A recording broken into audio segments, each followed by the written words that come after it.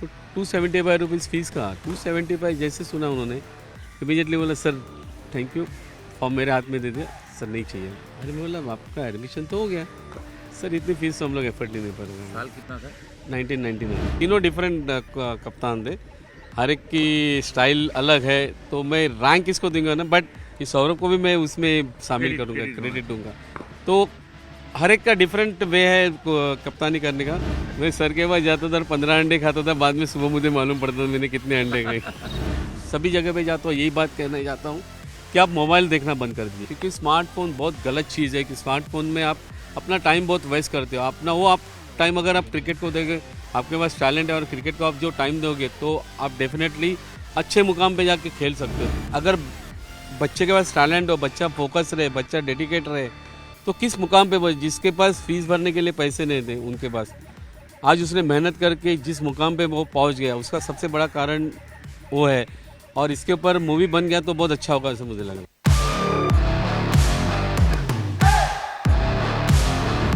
বছর 60 একটি বাচ্চা অফ স্পিন বল করত, যার মধ্যে ট্যালেন্ট ছিল কিন্তু দিশা ছিল না, আর্থিক দিকটাও তার পক্ষে ছিল না। আর্থিক খারাপ অবস্থা থাকার কারণে ক্রিকেট হবে কি হবে না সেই নিয়েই তার পরিবার একসময় চিন্তিত ছিল। তারপর ক্রিকেট ভগবানের আশীর্বাদে দীনেশ লাটকে পেয়ে যান সেই ছেলেটি। হ্যাঁ, যার গল্প বলছি সে আর কেউ নন, টি-20 বিশ্বকাপ জয়ী ভারতীয় অধিনায়ক রোহিত শর্মা।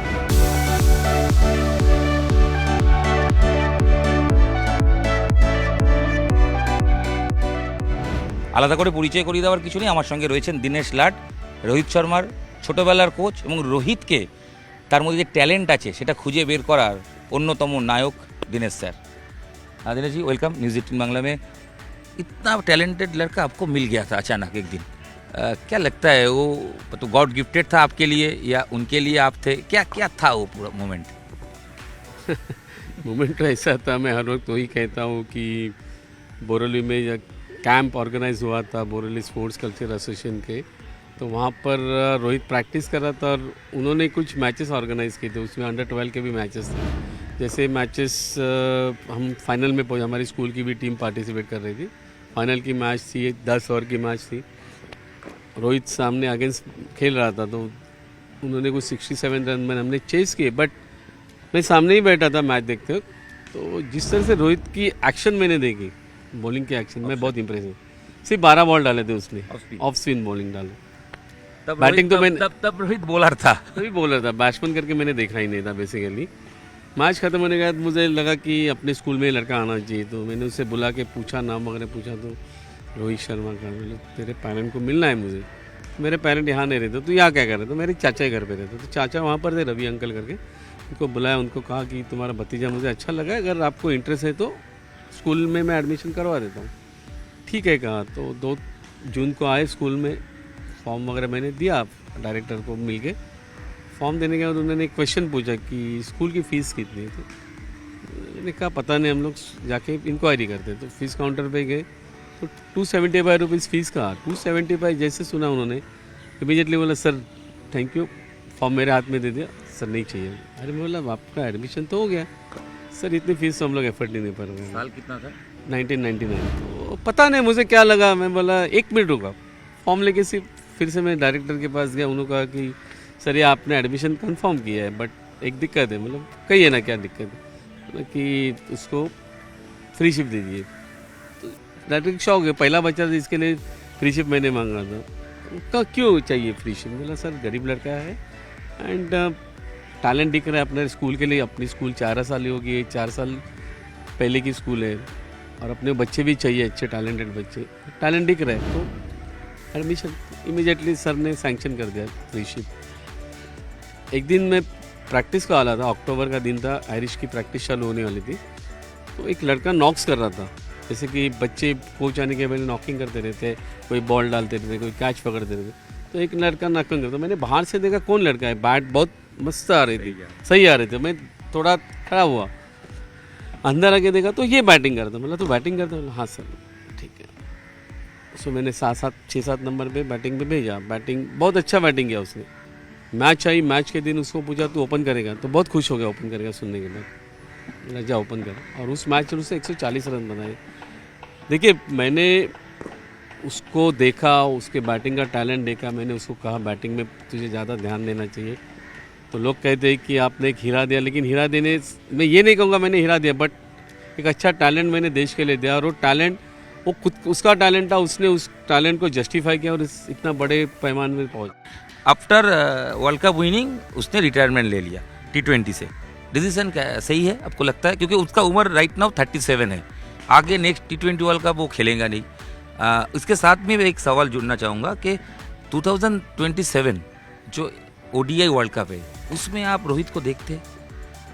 डेफिनेटली देखता हूँ, क्योंकि उसने जो डिसीजन लिया बहुत ही प्रॉपर डिसीजन लिया ऐसे मुझे लग रहा है। एक तो T20 क्रिकेट बहुत फास्ट क्रिकेट है, देन आने वाले यंगस्टर्स को भी चांस देना जरूरी था कि ऑलमोस्ट वो 17 ईयर्स T20 भी खेल रहा था, तो एक अच्छा डिसीजन था मुझे लग रहा है। और मुझे दूसरी ये बात ऐसे लग रही है कि 2027 का जो वर्ल्ड कप है वो खेलना ज़रूरी है ऐसे मुझे लग रहा है, क्योंकि मैं ये चाह रहा हूँ, मैं हर चैनल को ये बोल रहा हूँ कि मैं ये चाह रहा हूँ कि जैसे धोनी ने T20 वर्ल्ड कप जीता, वनडे वर्ल्ड कप जीता, देन टेस्ट चैंपियनशिप जीती है, जैसे रोहित का सेकंड नाम हो जो कि T20 वर्ल्ड कप जीते, वर्ल्ड कप 50 ओवर का वर्ल्ड कप जीते एंड वर्ल्ड चैंपियनशिप जीते, क्योंकि टेस्ट मैच भी अभी वर्ल्ड चैंपियनशिप है वो भी जीतेंगे तो मुझे बहुत खुशी होगी, मुझसे देश की जनता खुश हो जाएगी ऐसे लग रहा है। गंभीर और रोहित ये कॉम्बिनेशन आपके हिसाब से सही फिट बैठ रहा है? देख डेफिनेटली चलेगा, क्यों नहीं चलेगा, दोनों का कॉम्बिनेशन, क्योंकि पता है कि 2011 में गंभीर ने वर्ल्ड कप जीता था, तभी रोहित नहीं था, बट 2027 में रोहित होगा और गंभीर उसका कोच होगा। तो दोनों एक साथ खेले भी थे 2007 T20 वर्ल्ड कप में, वर्ल्ड कप खेले थे, क्योंकि उस वक्त उन्होंने जीते थे, तो कॉम्बिनेशन तो अच्छा होगा मेरे हिसाब से। And as far as fitness is concern, अगर रोहित फिट नहीं होता ऐसे लग रहा है लोगों को तो इतना परफॉर्मेंस नहीं कर पाता था, इतने अच्छे कैचेस नहीं ले पाता था, तो फिट है। विराट या रोहित, आगे आप रोहित को रखेंगे एज ए कोच फिर भी, मगर रोहित का छुपा हुआ टैलेंट क्या है? वो उसको पता है वो कितना गॉड गिफ्टेड है, इसलिए वो इतना कैजुअल है। 2009 से 2011 में उसका परफॉर्मेंस बहुत ख़राब हो रहा था, क्योंकि 2011 के वर्ल्ड कप में ही नहीं था, और विराट उसके बाद आके वर्ल्ड कप खेल रहा था, तो मेरे पास आके बोल रहा था कि सर मेरे को ये वर्ल्ड कप खेलना था और मेरे को टीम में लिया नहीं। मैंने उसे उस वक्त कहा था कि देख रोहित, तू कितना टाइम दे रहा है क्रिकेट के लिए, टाइम तो कम दे रहा है, तू एंजॉय कर रहा है अपना लाइफ, खाली सिर्फ टैलेंट है, टैलेंट के भी थोड़ा हट गया था उसका। तो तभी उसने मुझे प्रॉमिस किया था सर इसके बाद आपको शिकायत नहीं हुई, तो उसके बाद उसने जो टाइम दिया क्रिकेट के लिए और फोकस हो गया, क्योंकि उसको उसका सबसे बड़ा प्लस पॉइंट उसका सेल्फ कॉन्फिडेंस है, तो डेफिनेटली वो एक तो आगे बैटन लेके चलता है, उसके पीछे वो टीम को ले। और दूसरी उसकी प्लस पॉइंट उसका ये है कि वो सब खिलाड़ियों को साथ में लेके चलता है। जिस तरह से रोहित खेल रहा है, जिस तरह से कर रहा है, तो मुझे डेफिनेटली कॉन्फिडेंट है कि 2027 का वर्ल्ड कप भी खेलेगा और देश को खुशी देगा। वो जो सवाल मैंने पूछा था विराट और रोहित, आप किसको आगे रखेंगे? इसमें धोनी को भी डाल देते हैं, तो आप तीन अगर आपको आप दे दे, आप रैंकिंग वाइज आप थोड़ा कर दीजिए 1 2 3। नहीं, मैं किसी को रैंक नहीं दूंगा, लेकिन डिफरेंट है, तीनों डिफरेंट कप्तान थे, हर एक की स्टाइल अलग है, तो मैं रैंक किसको दूंगा ना, बट ये बेस्ट कप्तानी में से एक कहूँगा, जैसे कि सौरभ भी एक बेस्ट कप्तान था, क्योंकि एक्चुअल क्रिकेट इंडिया का बढ़ते गया सौरभ के वजह से बढ़ते गया। मुझे पता है कि सौरभ ने जो टीम बनाई उस वक्त जो बिल्डअप किया, तो वहाँ से इंडिया जो टॉप पे गए नीचे उतर के नहीं आई है, कि सौरभ को भी मैं उसमें शामिल करूँगा, क्रेडिट दूंगा। तो हर एक का डिफरेंट वे है कप्तानी करने का, हर एक अपने इसमें एकदम बेस्ट है, तो मैं किसको को मैं रैंक नहीं दूंगा ऐसे मुझे लग रहा है। धोनी का जैसे मूवी बना, रोहित का भी एक सिनेमा बनना चाहिए। बड़ा एग्जाम्पल है कि अगर बच्चे के पास टैलेंट हो, बच्चा फोकस रहे, बच्चा डेडिकेट रहे, तो किस मुकाम पे, जिसके पास फीस भरने के लिए पैसे नहीं थे उनके पास, आज उसने मेहनत करके जिस मुकाम पे वो पहुंच गया, उसका सबसे बड़ा कारण वो है, और इसके ऊपर मूवी बन गया तो बहुत अच्छा होगा ऐसे मुझे लगा। वर्ल्ड कप के बाद थोड़ा बातचीत हुआ आपके साथ, कॉन्वर्सेशन या कुछ खास? वर्ल्ड कप जाने के पहला मुझे कह के गया था कि सर मेरा लास्ट वर्ल्ड कप होगा शायद T20 का, तो शायद मुझे आपको गुरुदक्षिणा देनी पड़ेगी, क्योंकि मैंने आपको गुरुदक्षिणा दी नहीं है, तो मैं चाहूँगा कि ये वर्ल्ड कप जीत के आपको गुरुदक्षिणा दूँ। और जिस दिन वर्ल्ड कप जीता उसी दिन रात को मुझे फ़ोन करना, सर आपको गुरुदक्षिणा मैंने दे दी, अभी मेरा काम हो गया, ऐसे मुझे कहना। और एक बार जानना चाहेंगे, वो इतना एक टाइम में कितना एक खा सकता है? मतलब अंडा कितना खा सकता है रोहित एक टाइम में? नहीं, ये वो आपके साथ ही मैंने वो खुद ने भी बोला है कि मैं सर के पास जाता था और 15 अंडे खाता था, बाद में सुबह मुझे मालूम पड़ता था मैंने कितने अंडे खाए। 15 अंडे, अभी भी बातचीत होगा तो 15 अंडे आप प्लेट पे सजा के थे? अभी पता नहीं, जब भी वो यंग था तो उसको बहुत अंडे शौक का था, शौक था। अंडे का शौक था, और उसके घर पे नहीं बनता था। खुद ने भी कहा है उसने कि अंडे नहीं बनते तो मैं घर पे आंटी को फ़ोन करके बोलता था मैं आ रहा हूँ अंडे खाने के लिए, आके अंडे खा के निकल जाऊँगा। सिर्फ रोहित शर्मा नहीं, शार्दुल ठाकुर वो भी आपके कोचिंग से आके आगे आया है इंडिया में। आपका बेटा भी सिद्धार्थ लाट, सबको पता है, वो भी मुंबई के खेल चुके हैं, IPL खेल चुके हैं। और एक प्लेयर है हरमित, जो T20 वर्ल्ड कप USA के लिए खेले हैं एज ए कोच। अब तो 32 ईयर में कोच बन चुके थे।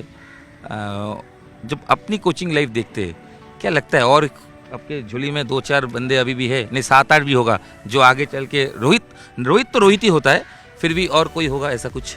नहीं, डेफिनेटली है बच्चे, बहुत सारे बच्चे हैं। अभी भी मैंने एक 7-8 बच्चे अडॉप्ट किए रूरल एरिया से, उनको मैंने देखा था। बहुत सारे बच्चे हैं, लेकिन उनका फोकस होना चाहिए। फोकस अगर हो गए तो डेफिनेटली, मैं रोहित नहीं कहूँगा, पर वो एक अच्छे मुकाम पे पहुँचेंगे ऐसे मुझे लग रहा है। क्योंकि और मैं आपके माध्यम से मैं हर वक्त मैं मुंबई में ये कहना चाहता हूँ कि मेरे पास ग्राउंड नहीं है, स्कूल का ग्राउंड एक बहुत छोटा ग्राउंड है, और सब ताज्जुब होते हैं कि इस ग्राउंड से इतने बच्चे कैसे मुंबई के लिए खेले। यानी ऑलमोस्ट 94 बच्चे स्टेट के लिए खेले, स्कूल के 10 बच्चे रणजी ट्रॉफी खेले, इंडिया के लिए ये 2 खेले, बहुत बड़ी बात है ये। बट मैं हमारे गवर्नमेंट को, स्टेट गवर्नमेंट को हर वक्त मैं ये कहना चाहता हूँ कि मुझे एक ग्राउंड दिया जाए, जैसे कि ग्राउंड होगा मिला तो मैं और अच्छा कर सकूँगा। क्योंकि यदि मुझे बंगाल ये मैं आ रहा था कि अगर बंगाल से आपका कोचिंग का कोई ऑफर मिलेगा, अगर मुझे बंगाल गवर्नमेंट अगर मुझे ग्राउंड देना चाहेंगे तो मैं डेफिनेटली आने की 100% कोशिश करूँगा। क्योंकि आपको पता है कि मुंबई का क्रिकेट बड़ा क्यों है, बड़े बैट्समैन मुंबई से क्यों निकल गए, उसका सबसे कारण है स्कूल क्रिकेट। क्योंकि स्कूल क्रिकेट बहुत इंपॉर्टेंस दिया जाता है, बहुत अहमियत दी जाती है। क्योंकि आपको पता है कि जितने भी इंटरनेशनल प्लेयर खेले, यानी आप सुनील गावस्कर से लेके यशस्वी जायसवाल तक, जितने भी तो है ही उसमें। रोहित शर्मा लीजिए, श्रेयस अय्यर लीजिए, अजित आगरकर लीजिए, प्रवीण आमरे लीजिए, लालचंद्र राजपूत, सब स्कूल क्रिकेट खेल के ही बड़े हुए हैं। तो स्कूल क्रिकेट बहुत इंपॉर्टेंट है। यदि आपको अगर यहाँ का क्रिकेट बढ़ावा देना है, ज़्यादा बढ़ावा देना है बच्चों के लिए, तो आपको स्कूल क्रिकेट डेवलप करना बहुत जरूरी है। ऐसे कोच दिनेश लाट का क्या कहना है? मैं यही कहूँगा कि बेसिक्स बहुत इंपॉर्टेंट है क्रिकेट के लिए, तो बेसिक्स अच्छा होना चाहिए। एंड दूसरी बात, एक सबसे बड़ी बात मैं ये कहना चाहूँगा आने वाले बच्चों के लिए, जो अभी 16 साल के 19 साल तक है, एक सबसे, मैं हर वक्त सभी जगह पे जाता हूँ, यही बात कहना चाहता हूँ कि आप मोबाइल देखना बंद कर दीजिए, स्मार्टफोन देखना बंद कर दीजिए। क्योंकि इससे बड़ी बात है, क्योंकि स्मार्टफोन बहुत गलत चीज़ है। कि स्मार्टफोन में आप अपना टाइम बहुत वेस्ट करते हो। अपना वो आप टाइम अगर आप क्रिकेट को देंगे, आपके पास टैलेंट है और क्रिकेट को आप जो टाइम दोगे, तो आप डेफिनेटली अच्छे मुकाम पे जाके खेल सकते हो। तो इंडिया क्रिकेट कहाँ पे देख रही है आगे चल के, आगे 5 साल के लिए सर? नहीं, डेफिनेटली अच्छा ही देख रहे हो। जिस तरह से हमारे ये बच्चे परफॉर्म कर रहे हैं, शुभम गिल लीजिए, श्रेयस अय्यर लीजिए, सूर्य कुमार यादव लीजिए, देन सबसे मैं ये दूंगा तो हमारे विकेट कीपर ऋषभ पंत के लिए really hearts up to him. जो एक्सीडेंट होने के बाद उसने जो रिकवरी करके इंटरनेशनल लेवल में जैसे कमबैक किया है, ऐसे अगर सभी करेंगे तो इंडिया का झंडा कभी नीचे आएगा नहीं, झंडा ऊपर ही रहते रहेगा, ऐसा मुझे लग रहा है। कितना साल हो गया आपने फीस नहीं लिया? जब से मैंने कोचिंग शुरुआत की तब से मैं फीस नहीं ले रहा हूँ। ये अभी किसी के पास नहीं, कब नहीं? किसी के पास फीस नहीं लेता हूँ। मेरे पास फॉरेन से भी बच्चे आते हैं। अभी साउथ अफ्रीका से एक लड़का आया था, उसके पहले मकाई एंटनी का लड़का मेरे पास आके गया। देन US से आते हैं, UK से आते हैं। मैं किसी के पास फीस नहीं दे रहा हूँ। मुझे मेरा पैशन है, और सबसे बड़ी बात है, मुझे बहुत खुशी होती कि मेरे गुरु को जब 1990 में द्रोणाचार्य अवार्ड मिला था, उसके बाद 32 ईयर्स के बाद I am the second person in Maharashtra जिसको द्रोणाचार्य अवार्ड मिला। यानी मेरे गुरु ने क्रिकेट में, मेरे गुरु ने बहुत सारे क्रिकेटर्स दिए देश के लिए, लेकिन द्रोणाचार्य मुझे बनाए, इसकी खुशी मुझे होती। ये गुरु दक्षिणा आपके तरफ से है? हाँ, मेरे तरफ से सर को गुरु दक्षिणा मिली। আমরা দীনেশ লাটের সঙ্গে কথা বললাম রোহিতের জানা অজানা গল্প থেকে শুরু করে আপকামিং ছেলেদের কিভাবে ক্রিকেটে নজর দেওয়া উচিত সেই নিয়ে গল্প হলো। মুম্বাই ক্রিকেটের রহস্য কি, এত সাকসেস কেন, সেই নিয়ে অনেকটা কিন্তু উন্মোচন করলেন দীনেশ লাট। নিউজ 18 বাংলা ডিজিটালে আপনাদের সঙ্গে আমি ইরণ রায় বর্মন ছিলাম। দীনেশ লাডের এক্সক্লুসিভ ইন্টারভিউ আপনারা দেখলেন, আশা করি আপনাদের ভালো লেগেছে। আর অবশ্যই দীনেশ লাডের হাত ধরে আরও বেশ কিছু রোহিত শর্মা আসুক এই প্রত্যাশা রেখেই এই ভিডিও এখানে শেষ করছি। ধন্যবাদ।